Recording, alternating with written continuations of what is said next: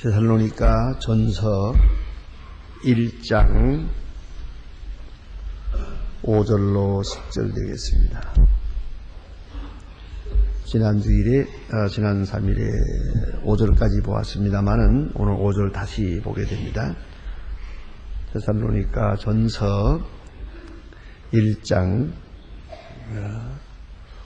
5절로 10절 끝절까지 봉독하게 되겠습니다. 저와 같이 한 목소리로 봉독합니다. 이는 우리 복음이 말로만 너희에게 이른 것이 아니라 오직 능력과 성령과 큰 확신으로 된 것이니 우리가 너희 가운데서 너희를 위하여 어떠한 사람이 된 것은 너희 아는 바와 같으니라. 또 너희는 많은 환난 가운데서 성령의 기쁨으로 도를 받아 우리와 우리 주를 본받는 자가 되었으니 그러므로 너희가 마게도니아와 아가야의 모든 믿는 자의 본이 되시라. 주의 말씀이 너희에게부터 마게도니아 아가야에게만 들릴 뿐 아니라 하나님을 향하는 너희의 믿음의 소문이 각처에 퍼짐으로 우리는 아무 말도 할 것이 없노라. 저희가 우리에 대하여 스스로 고하기를 우리가 어떻게 너희 가운데서 들어간 것과 너희가 어떻게 우상을 버리고 하나님께로 돌아와 사시고 참되신 하나님을 섬기며 또 죽은 자들 가운데서 다시 사신 그리스도의 아들 하늘로부터 강림하심을 기다린다고 하니 이는 장래의 노하심에서 우리를 건지시는 예수시니라. 아멘. 오늘 본문 가운데 아주 아가야 지방의 본이 되었다 하는 그런 말씀이 있습니다. 또 모든 믿는 자의 본이 되었다. 그런 아주 모범이 되는 그런 교회를 말하고 있습니다. 아마도 사도 바울이 이렇게 편지를 쓰는 가운데서 고린도서, 로마서, 이렇게 여러 골로새서, 빌립보서 다 쓰고 있습니다만은 그 가운데 보면은 가장 크게 칭찬하고 또 사도 바울의 마음속에 만족하게 여기는 그런 교회가 바로 데살로니가 교회였습니다. 그래서 오늘 본문에는 참교회, 그 교회의 속성이 뭔가, 모범적인 교회는 어떤 교회인가 하는 것을 우리에게 말해주고 있습니다. 여러분, 우리가 그리스도께 우리의 신앙을 고백하고 그리스도의 사람이 됩니다. 그러나 그건 구체적으로는 바로 교회의 사람이 되는 겁니다. 우리는 그리스도께 귀의하고 현실적으로는 교회의 일원이 되는 것입니다. 그런 거로 예수 그리스도에 대한 기독론, 기독관이라고 하겠죠. 그건 대단히 중요한 것입니다. 그러나 이보다 못지않게 더 현실적으로 중요한 것이 교회관입니다. 교회관이 잘못된 사람, 어떻게 생각하면 참으로 불행한 사람입니다. 교회에 대한 좋은 인상을 가지지 못하고 사는 사람, 참 불행한 사람입니다.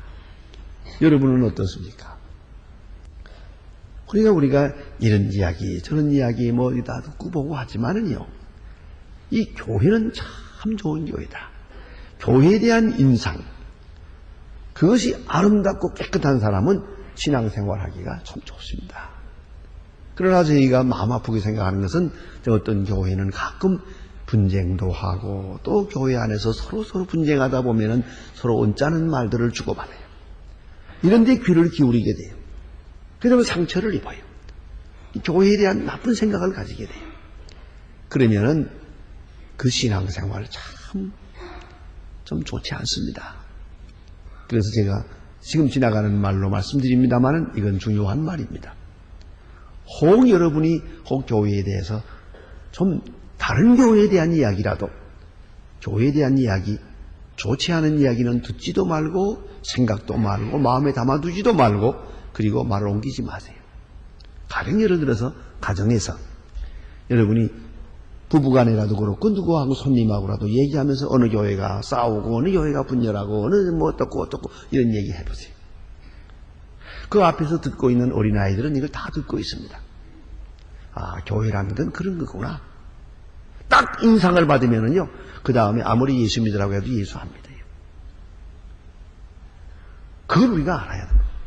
그것 때문에 일생 동안 교회 생활을 망쳐버리는 신앙생활 다 저버리고 마는 그런 참 탕자 아닌 탕자를 보게 됩니다. 그런 거로 교회가 뭐냐? 참 이거 중요한 거예요. 좋은 교회를 만나는 것도 중요하지만 교회의 관이 바로 서 있어야 한다는 것이죠. 그래서 하나님에 대한 것, 그리스도에 대한 것, 그리고 교회에 대한 것. 그것이 교회는 참 아름다운 것이다. 교회에 대한 인상, 교회의 관이 깨끗하고 거룩할 때 그 신앙생활은 훌륭하게 높이 거침없이 성장하게 되는 것이옵니다. 그것은 우리 어떤 의미에서는 우리가 이 교회의 관을 거룩하게 지켜가야 한다는 것을 잊지 말아야 돼요. 혹 좀씩 내 마음속에 좀 언짢은 일이 있고 좀 불평스러운 것이 있다 하더라도 함부로 얘기해서는 안 돼요. 이거는 내 신앙에도 손해일 뿐만 아니라 많은 사람의 신앙을 무너뜨리는 것이 되기 때문이죠. 존 칼빈, 유명한 종교개혁자 칼빈은 교회를 우리 어머니라 그랬어요. 메테르라고. 하나님을 아버지로, 그리스도를 하나님의 아들로, 교회를 어머니로. 그렇게 생각하는 것이 바로 이 그리스도인이에요. 그게 바른 신앙이에요. 교회론과 성령론은 일치하는 것이에요. 그렇기 때문에 하나님 아버지, 예수 그리스도 하나님의 아들, 교회 우리 어머니. 왜요? 교회와 함께 우리는 태어나거든요. 교회에서 도의 젖을 먹고 살아거든요. 교회에서 치리함을 받으면서 양육되거든요. 교회에서 키워지는 것이에요. 우리 믿음이. 그러니까 정말 좋은 교회관을 가지고 좋은 교회에서 성장한다는 것은 더없이 행복한 것이죠. 그러니까 이 교회를 어머니로 잘 생각해 보세요. 교회를 어머니로. 절대로 교회를 떠나서 구원의 역사가 있을 수가 없고 내 믿음이 바로 설 수가 없는 것이에요. 그래서 좋은 교회관, 이것은 우리 신앙생활의 기초가 된다는 것을 항상 잊지 말아야 되고요. 특별히 우리가 자녀들을 키웁니다. 자녀들에게 좋은 교회관을 보여줘야 돼요. 교회는 거룩하고 아름다운 것이다. 교회를 섬기는 것은 가장 큰 행복이다.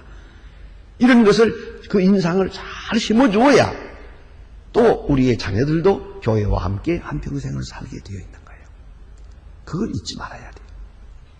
자, 오늘 여기 이제 교회가 있습니다. 데살로니가 교회. 사도 바울은 이 잠깐 지나가는 이 짧은 문장 속에서 교회가 무엇인가를 잘 말해주고 있습니다. 교회는 원래 신학적으로 말하면 성육신 교리로부터 이해해야 됩니다. 하나님께서 우리에게 오셨습니다. 말씀이 육신이 되어 우리 가운데 거하십니다. 말씀이 우리를 향하여 오셨습니다. 저 멀리서 기다리지 아니하고 우리를 향하여 오셨습니다. 오셔서 사람이 되고 사람과 함께 하시고 사람의 언어로 말씀하셨습니다. 그래서 교회라는 건 뭐냐? 말씀이 우리 가운데 오심으로써 교회예요. 그것이 현실적으로 오늘에 와서는 어떻게 되느냐 하면은 교회로 몸을 입게 되는 것이죠. 그래서 교회란 말씀이 있고 성령의 역사가 있는 곳이 교회예요. 그래서 루터는 이렇게 말합니다. 하나님의 말씀이 순수하게 가르쳐지는 곳에는 교회가 있다. 참 교회는 유전에 의해서 세워지는 것이 아니고 성령에 의해서 세워지고 보존되는 것이다. 말씀이 있고 성령, 그게 바로 교회예요. 그러면 말씀할 때 우리가 한번 생각해 봐야 돼요. 말씀이 전해지는데 말씀이 얼마나 순수하게 전해지느냐 하는 것이에요. 말씀의 순도가 문제죠. 순도. 우리가 이 말씀이 전해질 때 조금 잘못하면은 그 순수성을 떠나기가 쉬워요. 또 핵심적인 복음이 전해지지 않고 때때로는 지엽적인 것이 전해질 수가 있어요. 예를 들어서 보세요. 예수 믿으면 잘 삽니다. 사업도 잘 되고 몸도 건강해집니다. 그건 복음은 복음이지만 그건 변두리 복음이에요. 그 순복음이 못 돼요. 그런 거는요. 예수 믿으면 그저 아이들도 공부 잘합니다. 그것도 순복음은 아니에요. 그렇잖아요. 복음은 복음이에요. 하지만은 예수 믿어서 죄사함 받고 하나님의 자녀가 됩니다. 그거 핵심이거든요. 그런데 이 핵심적인 것은 멀리 두고 인권 문제, 사회 문제, 무슨 세상의 이런 문제, 복잡한 세상의 문제들을 교회에 끌고 와서 이 교회와 함께 이 문제를 풀어보려고 해요. 그것은 교회의 본질을 잃어버리게 되는 것이에요. 그런 거로 얼마나 순수한 복음이 전해지느냐 하는 것이죠. 복음, 순수한 복음, 특별히 능력 있는 복음, 생명이 있는 복음이요. 그 말씀을 받으면서 그 속에서 그리스도의 생명력이 솟아나고 사람이 바꾸어지는 거예요. 이러한 복음이 전해지고 그 다음에 또 하나 있어요. 성령의 역사 안에서 효과적으로 전해져야 돼요. 다시 말하면 말은 아무리 좋은 말이라도 잘 알아들어야 되는 거 아닙니까? 알아듣도록 말해야 되는 게 아닙니까? 제가 이 자리에서 헬라어로 말하고 히브리어로 말하면 여러분이 알아듣겠습니까? 못 알아듣는 말을 해서는 안 돼요. 알아듣는 말을 하되 알아듣도록 말을 해야 돼요. 제가 신학대학에서 무려 설교학을 한 30년 가르쳤어요. 그 가르칠 때 이런 말을, 설교는 어떻게 해야 되느냐 하는 이제 그 가르치는 건데, 서론에서 이런 말을 합니다. 설교 잘하고 못하고는 너무 그렇게 어렵게 생각하지 마라. 졸면 안 된다. 무조건 졸면 안 돼요. 비몽사몽간에 은혜 받는 건 아니잖아요.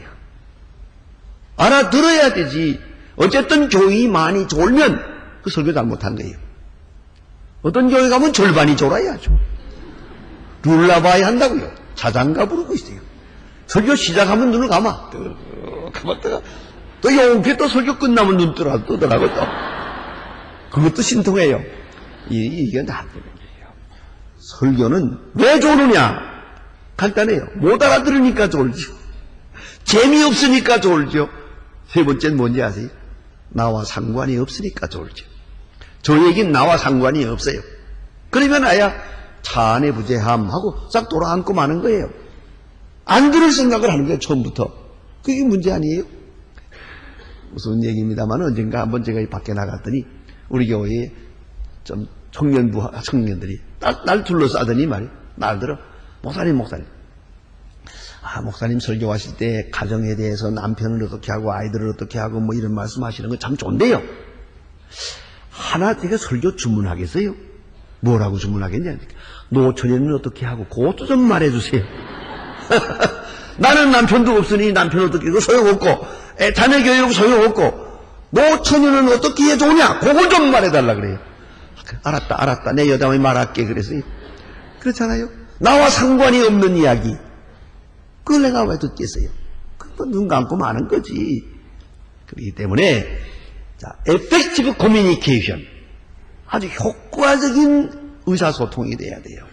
그러니까 그 쉽게 말하면 알아듣게, 재미있게, 그리고 교인들이 가지고 있는 모든 현실적 문제에 대해서 적중도가 높아야 돼요. 이거 설교학인데 이거는요. 그래야 되는 거예요. 적중도가 높아야 내게 확 부딪히면서 이건 내 거다, 이건 내게 주신 말씀이다, 이 받아들여야 눈이 바짝 띄어지지. 안 그래요? 그래야 졸질 않지. 그러니까 이런데 이렇게 노력을 해봐도 이건 학술적인 것이고요. 가장 중요한 것은 성령이 감동을 해야 돼요. 그러면은 다 알아듣게 돼 있어요. 조금 못 알아듣는 말도 다 알아듣게 돼 있어요. 나와 상관이 없는 말씀도 한번 확 돌아가지고 내게 주시는 말씀으로 받아들여지는 거예요. 다시 말하면 마음 문이 열리고 마음의 귀가 열린단 말이에요. 이건 아주 중요한 것이에요. 그러니까 말씀의 순도가 높고 그 다음에 잘 알아듣도록 효과적으로 전해지고, 이걸 딜리버리라고 해요. 연말로 딜리버리라고 합니다. 딜리버리가 잘 되면 그때 거기에 교회가 있는 거예요. 왜요? 말씀으로 말씀되게 하는 역사가 나타나고 있으니까. 말씀의 능력이 나타나고 있으니까. 말씀으로 말씀되게 하는 역사가 이루어질 때 거기에 교회에 있는 거라. 그걸 알아야 돼요. 여기서 떠나면 그건 교회 아니에요. 공회당이지 그거는. 그건 음악당이지 그건. 이건 교회가 아니에요. 교회는 말씀으로 말씀되게 하는 데 있습니다 하는 것이요.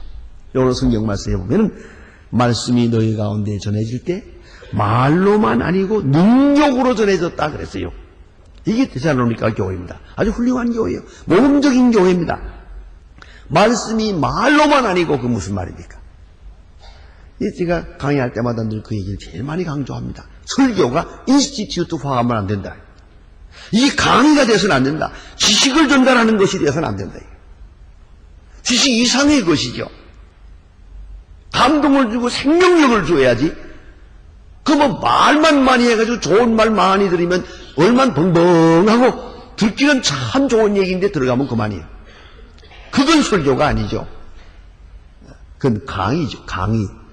강연이기 때문에 추상적인 진리가 아니고 혹은 논리적인 진리가 아니에요. 문제는 말로만 아니라 능력으로 전해졌다 그래요. 어떤 능력이냐? 구원의 능력이에요. 구원의 능력을 신학적으로 정리하면 중생과 성화예요. 말씀이 전해지면서 성령과 함께 역사할 때 중생의 역사가 이루어지는 거야. 말씀 안에서 내가 태어나는 거예요. 다시 태어나는 역사가 이루어져요.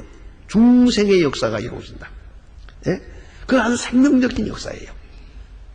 나의 모든 의심과 걱정, 비판적인 것 싹 없어져요. 다 없어지고 말씀을 그대로 받아들이게 되면서 생명의 역사가 나타나요. 자, 그리고 동시에 성화의 역사가 이루어져요. 거룩해진단 말이에요. 나도 모르게 선해져요. 나도 모르게 담배 맛이 싹 없어져요. 나도 모르게 은사에 내가 이렇게 부지런한 사람이 됐어요. 그다음에 내가 그저 가지려고 하고 빼앗으려고 하는 사람, 인도 주는 마음이 됐어요. 내가 그런 사람 우리 교회 집사님 만나보았어요. 아주 5세대에서 돈이 많을 사람이었기 때문에 지금은 좀 많지 않지만 옛날에 많을 때가 있었어. 그래서 옷을 한 번 살아나가면 보통 3벌 산대요. 한 벌 사본 일이 없대요. 그리고 어떤 때 이제 백화점에 지나가다가 그게 좋은 다이아 반지나 뭐 이런 보석이 있으면은 딱 보고 마음에 들면 발이 안 떨어진대요. 발이 안 떨어져서 그놈을 어떻게 해서든지 이거 사야만 되지 안 사면 그러면 잠을 못 자는 거야. 막 그렇게 옷이나 사치품에 대해서 상당히 그런 매력을 느끼고 그런 취미가 있는 사람이었는데, 자, 언젠가 한번 은혜를 받았어요. 은혜 받은 은혜의 생활하다 보니까 옷을 사입겠다. 그래가지고 얼마의 돈을 가지고 나갔는데 옷을 살라고 그러니까 그 비슷한 거 집에 있는데 이렇게 그만두자. 또 이걸 살려다가 그거 뭐 이제 한 보름이나 입고 말 걸 그만두지. 이거 하다가 마지막에 그냥 가지고 왔어요. 가지고 오다가 제 사무실에 둘러서요. 이거 이렇게 해서 쓰다 못 사고 그냥 가져왔는데요. 이 돈 집에 가지고 가고 싶지 않아요. 목사님 좋은 데 쓰세요. 그러더라고요. 종종 둘러보세요. 네, 그랬어요.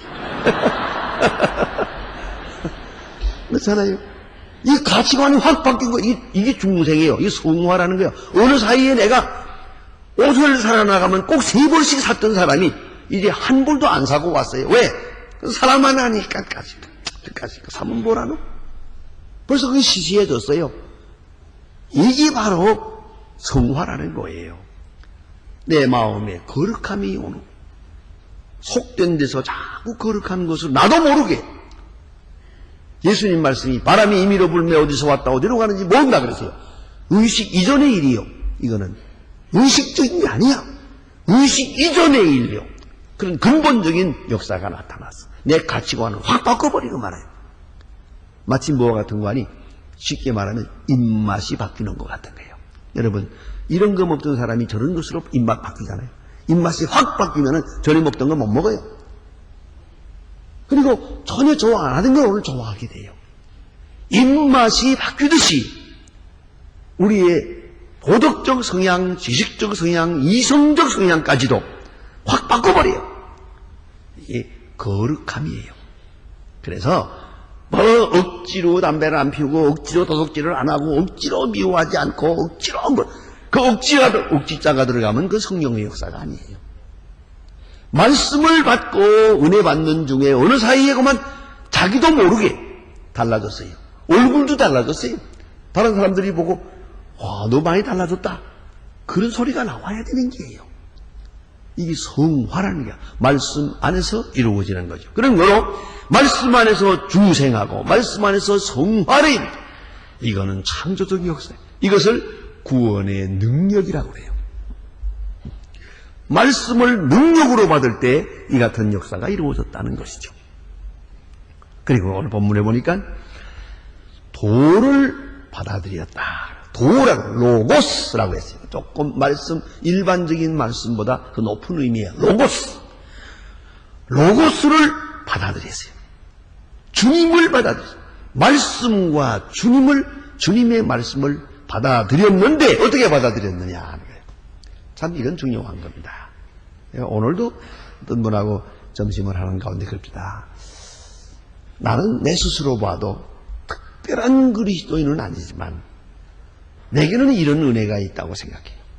언제나 목사님의 말씀은 다 받아들이고 또 기억을 하더라고요. 무슨 말 이렇게 말씀하신 거 다 기억하고 있어요. 그것이 나의 생애를 지배하고 내가 그 말씀대로 살라고 애써 너무너무 나는 그걸 감사하게 생각합니다. 그래요. 그게 바로 은혜라는 거예요. 말씀이 받아들여지는 것이죠. 그런데 오늘 여기 보니까 환난 가운데서 그랬어요. 편안한 가운데 받은 게 아니에요. 환난 가운데서. 이 무슨 말인가 하니 예수 믿는 사람들이 핍박당하는 것을 보면서 예수를 믿었어요.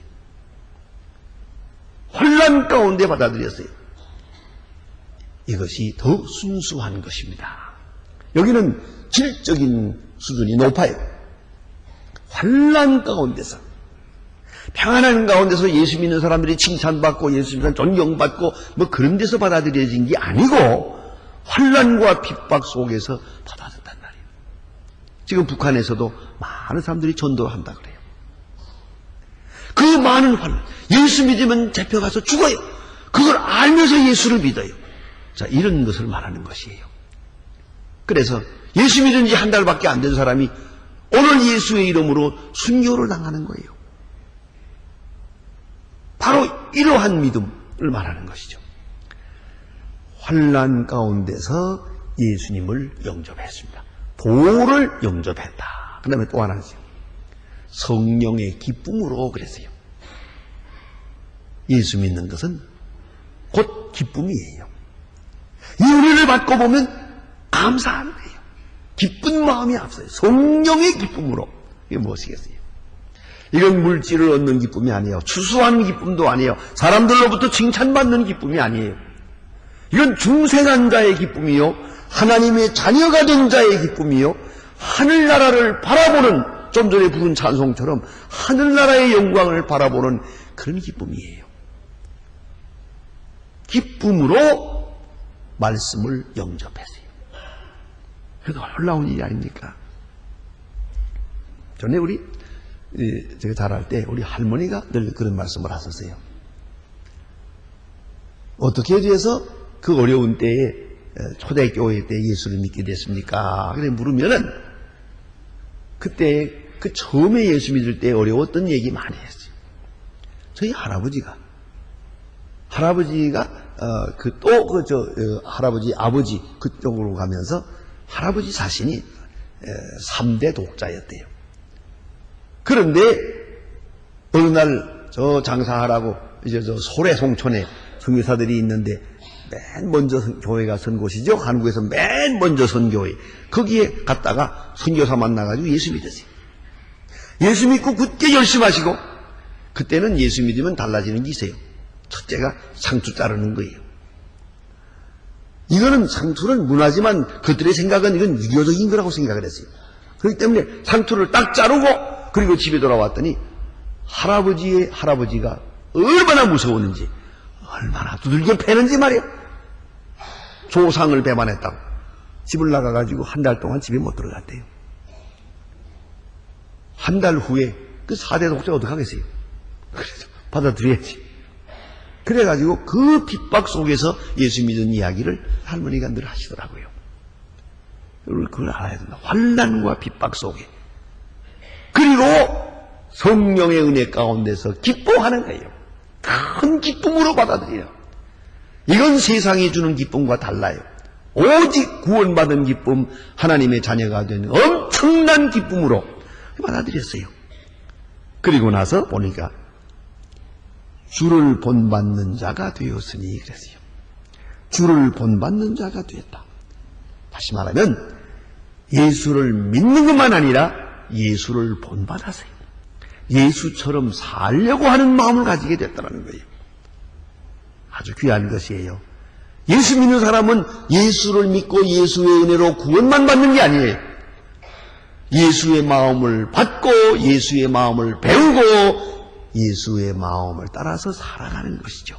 그래서 사도 바울은 여기 유명한 얘기를 하죠. 빌립보 3장 10절에서 11절에 보면 그리스도와 그의 부활의 권능과 그 고난의 참여함을 알려하여 그의 죽으심을 본받아 어찌하든지 죽은 자 가운데서 부활에 이르려 하노니.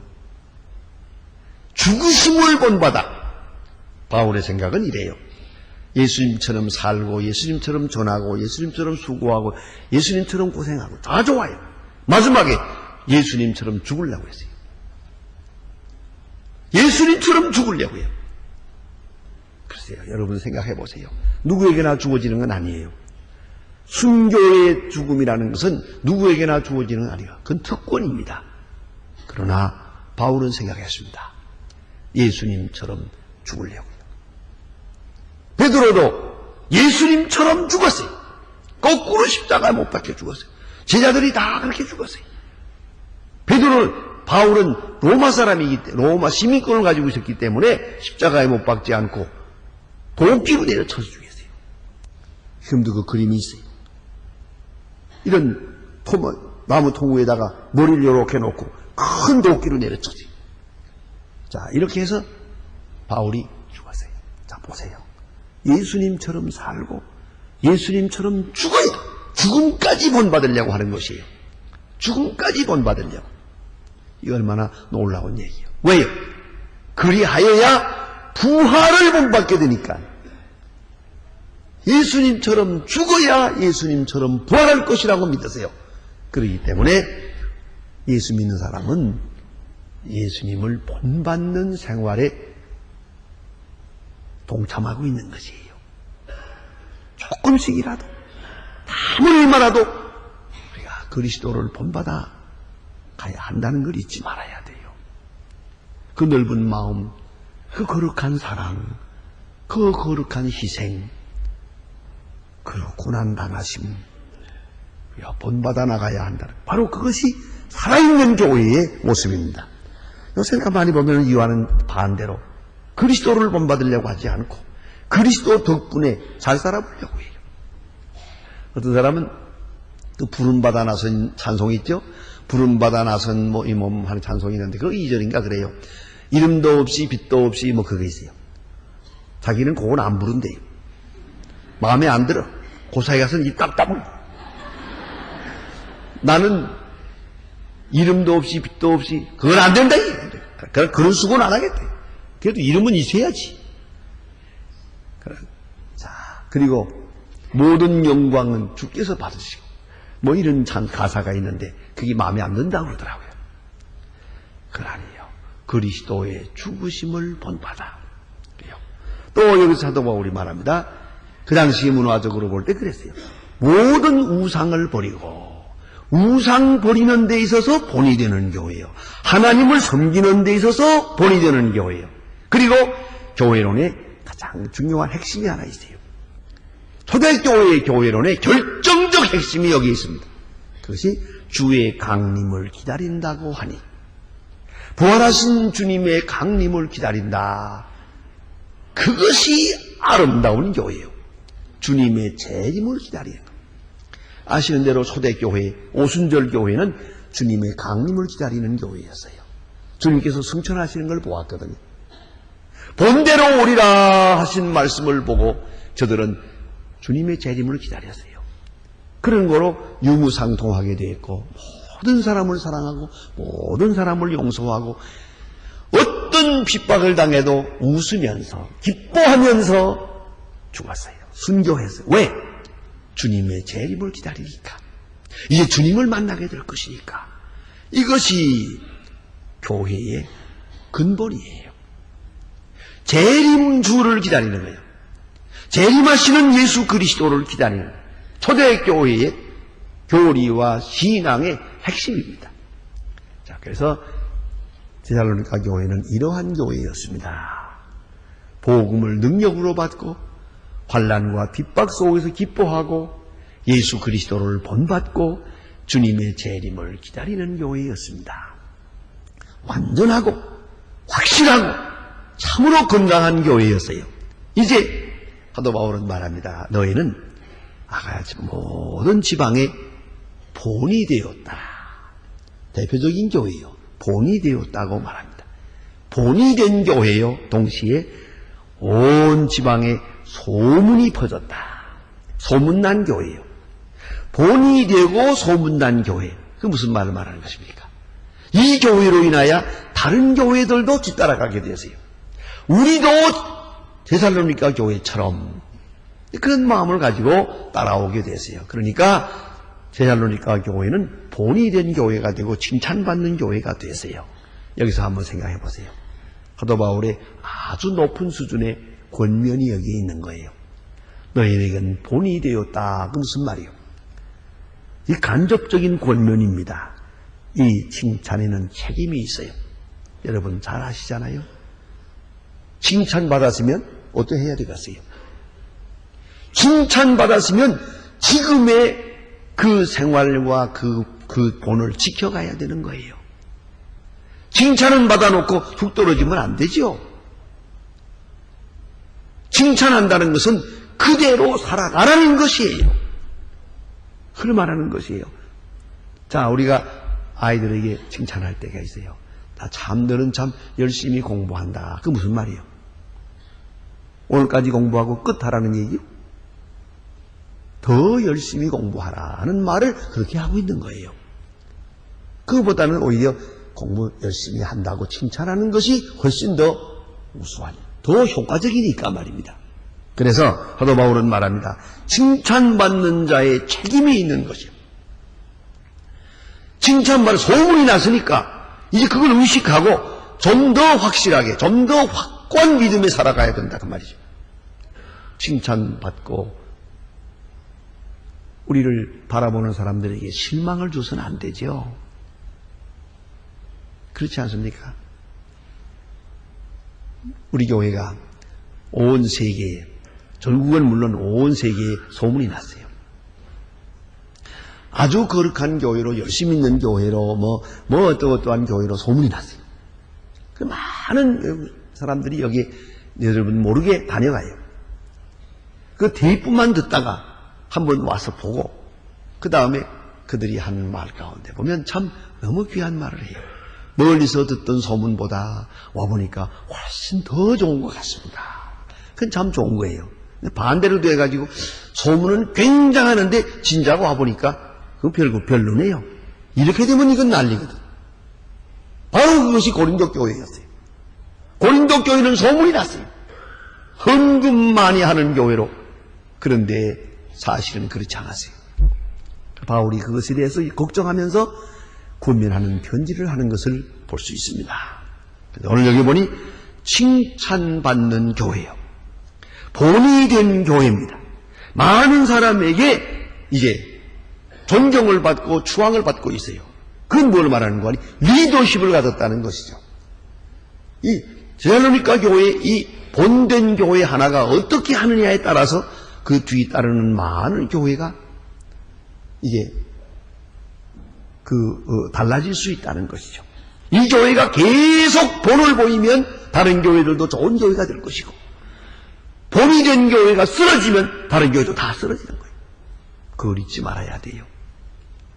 그래서 이 교회 참으로 중요합니다. 지금 서울에도 대형 교회라고 있잖아요. 메가 처치라고 여러 교회들이 있는데 요새 가끔 신문에서도 또 방송에서 가끔 문제 삼는 거나 별로 좋아 안 합니다. 자, 어쨌든 이런 문제가 있는데 이 큰 교회가 건강하게 부흥되고 나가야 다른 교회도 삽니다. 다른 교회도 다 부흥될 수가 있어요.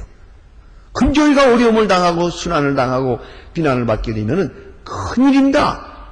여러분, 다른 여러 교회도 큰 피해를 받게 됩니다. 그걸 잊지 말아야 돼요.